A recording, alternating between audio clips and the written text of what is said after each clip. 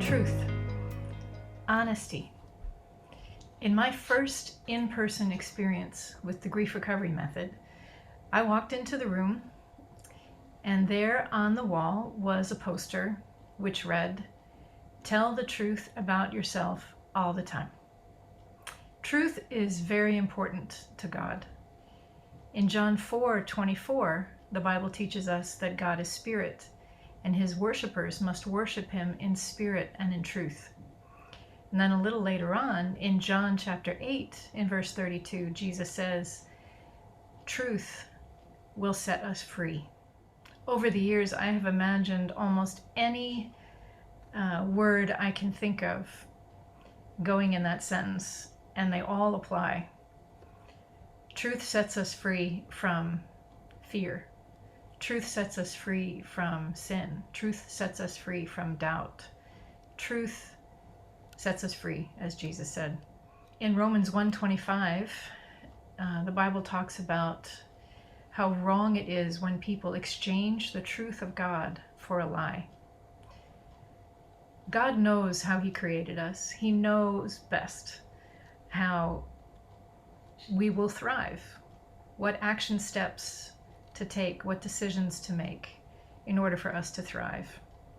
Sadly, so often as we grow in our families of origin, well-meaning people don't always raise us with God's principles in mind.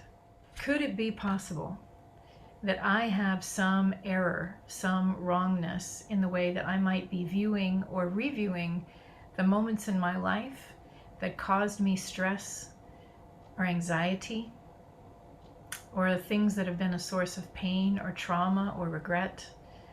Could I benefit from intentionally venturing with God into the dark corners of my heart where normally I just don't go?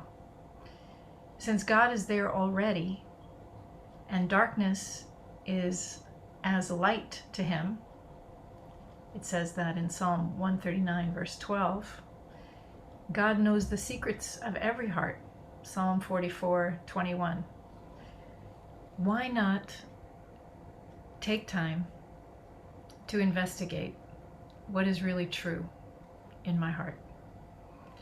I love the scripture in 1 John 1:5-7 that says that God is light. In him there is no darkness at all.